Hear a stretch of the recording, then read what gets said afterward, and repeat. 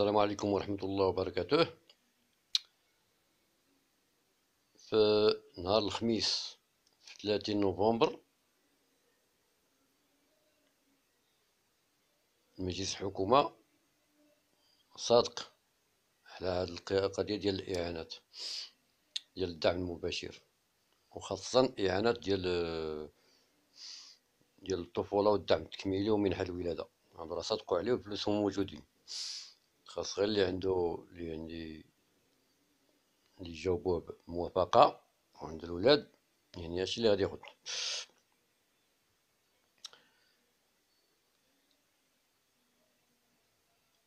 من بين المشاريع ثلاثة مراسم متعلقة بنظام الدعم الاجتماعي المباشر قدمها أبو وزير القشع الوزير المنتدب لدى الوزير الاقتصاد والمالية المكلف بالميزانية. المشروع مرسوم رقم 2.23 2.23 1067 بتطبيق القانون رقم 58/23 متعلق بنظام الدعم الاجتماعي المباشر، يعني هذا بالقانون وبالرقم المرسوم، متضمنا ملحقا خاصا حدد بدقة مبالغ إعانة الحماية من المخاطر المرتبطة بالطفولة. أولا مبلغ المنحة الشهرية بالدرهم، وثانيا مبلغ الدعم التكميلي، وثالثا مبلغ منحة الولادة. كما حدد جدول الملحق المرسوم الذي وقعه بالعطف عن رئيس الحكومة فوزي القشع الوزير المنتدب المكلف بالميزانية مبلغ الإعانة الجزافية في 500 درهم. هذه الجزافية كاينة منحة شهرية وكاينة منحة جزافية.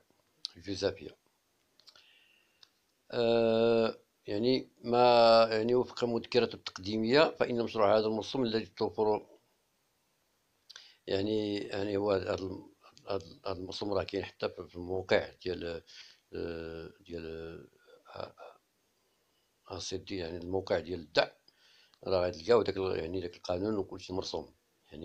القانون رقم 58/23 المتعلق بنظام الدعم الاجتماعي المباشر ولا سيما مواد 13 12 8 7 2 المواد جوج وسبعة وثمانية و12 و13 في الأرقام. حنا نهضروا على اللي تيهمنا هو التفاصيل ديال المبلغ ديال الدعم.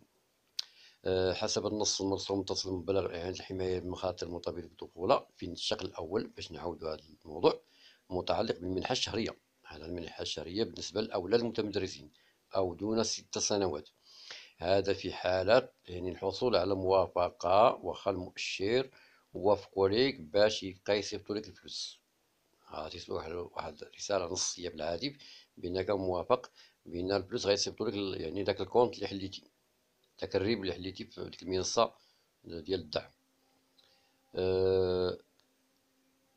الولد من الأولاد ثلاثة الأوائل، الثلاثة الأولين، كاينة 200 درهم ابتداء من دجنبر 23 قبل أن تتطور إلى 250 درهم سنة 2025 ثم إلى 300 درهم في عام 2026. 2026 إن شاء الله غادي يوصل عندك الولد غتشد عليه 300 درهم. أما الفئة الأولاد غير متمدرسين، دوك اللي ما تيقراوش، هادو اللي تيقراو، اللي ما تيقراوش واحد المبلغ، كل واحد من الأولاد الثلاثة الأوائل هادو ما تيقراوش عندك 150 درهم ابتداء من دجنبر 23 و175 2025 و200 درهم 2026. في 2026 إن شاء الله تشد 200 درهم، هادو الغير متمدرسين.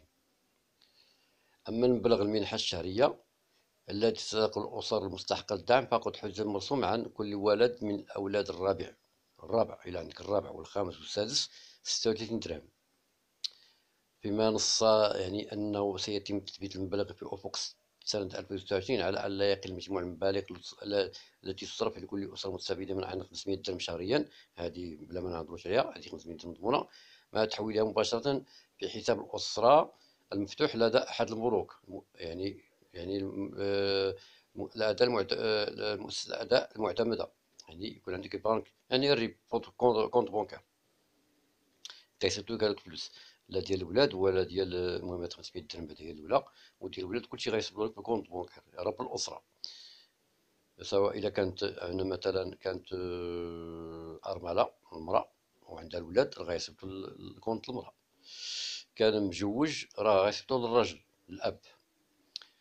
أما خاص يعني أما بلاغ الدعم التكميلي الخاص باليتامى من جهة الأب بالنسبة للأولاد الثلاثة الأوائل، يعني اليتامى، يعني هادو اللي ما باهم ولا حد الحكم بالنسبة فئة دون 6 سنوات، يعني مازال ما وصل 6 سنين، يتابع أو يتابع دراسته، يعني ما وصل 6 سنين ولا يتابع الدراسة ديالو في 150 درهم ابتداء من ديسمبر، يعني 125 درهم 2025 قبل أن يصبح 100 درهم في 2026. يعني قال لك غادي يشد 150 درهم ابتداء ديسمبر 2023 و 125 في عام 2025 قبل أن يصبح 100 درهم في 2026. يعني هذا اليتيم يعني ناقص له. أما الطفل اليتيم غير متمدرس في وضع إعاقة، هذا اللي صحيح. أما اللي في وضع إعاقة يحدد المبلغ الدعم التكميلي في 200 درهم طيلة السنوات المذكورة، يعني 200 درهم غيشدها ديما رسمية. أما الفئة الولد في وضع إعاقة فأفاد الملحق ذاته بأن كل أسرة مستحقة للدعم الاجتماعي المباشر ستلقى 100 درهم عن كل ولد معاق، يعني غادي يستافد كل عنده ولد غادي ياخذ عنده 100 درهم، سواء يكون كبير في السن أو صغير في السن. وكما سبق أن أعلن رئيس الحكومة خلال جلسة عمومية بسط الموضوع في البرلمان فإن مبلغ منحة الولادة، هذا المنحة الولادة اللي زاد باش يولد مشروع مذكور في يعني 2000 درهم زاد باش يولد ولا بنية ولا اللي كما كان، المهم غيتعطى ليه 2000 درهم 40,000 ريال يعني الولادة يلاه تزاد الأولى، و1000 درهم على الولادة الثانية. إلا تزاد عنده الثاني غيتعطى ليه 1000 درهم، الأول تعطى ليه 2000 درهم 40,000 ريال، ولا تزاد عنده الثاني غيتعطى ليه يعني 1000 درهم 20,000 ريال. والمشروع هذا رسمه يعني المقصود به رب الأسرة بالنسبة لإعانة الحماية من المخاطر المرتبطة بالطفولة حسب الترتيب من كل من الزوج والحاضن والكافل والنائب الشرعي. إما يكون الزوج أو الحاضن اللي يعني مكلف بهم، يعني الحاضن يحتضن الولاد يعني متكلف يعني تيربيهم هو، أو الكافل أو النائب الشرعي، يعني هادشي يكون بالوراق، يكون الزوج ولا الحاضن عنده الحضانة مكلف بهم ما كانش أمهم ولا لا الرجل ما كاينش مكلف بالمرأة، ولا الكافل يعني تكفل به. هو الكافل وهو شي واحد ماشي ولدك وتكفل انت مكفل، يعني الكافل يعني مكفل به، او النائب الشرعي يعني نائب عليه، ويعني بالقوانين وبطريق المحكمة يعني غادي بالنسبة للإعانة الجزافية فغتحط مصطلح باسم الأسرة في السجل الاجتماعي الموحد، داكشي اللي دار في السجل الموحد.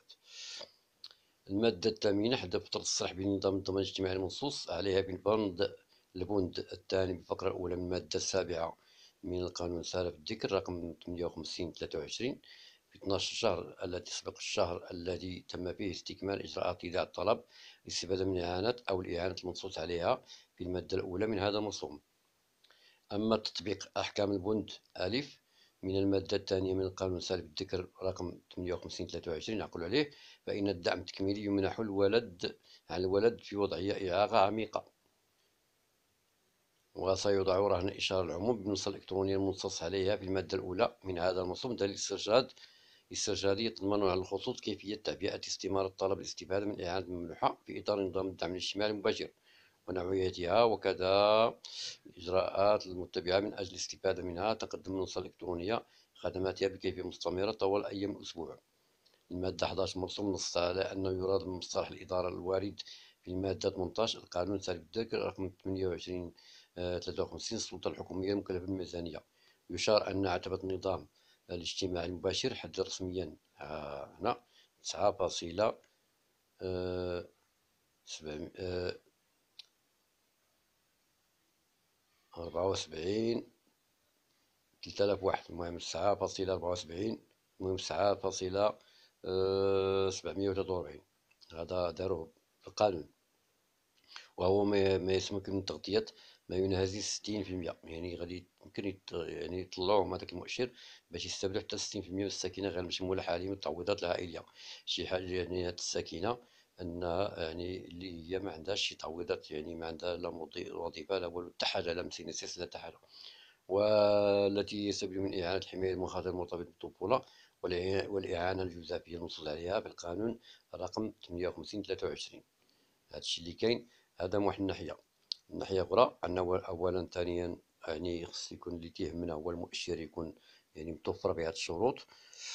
ودابا راه عطلوا يعني في المراجعة، وغالبا إن شاء الله وهو يعني قبل أيام قليلة يعني تبقى يعني في يعني أواخر ديال شهر 12، أواخر ديالو أو الأسبوع الأخير يعني ديال شهر 12 غادي إن شاء الله غادي يبداو يصيفطوا الناس رسائل نصية واش مقبول ولا مرفوض. إلا كان مرفوض يدير التحيين ويعاود من جديد ويشوف شنو السبب، وإلا كان مقبول راه مبروك عليه. المهم هذا من ناحية.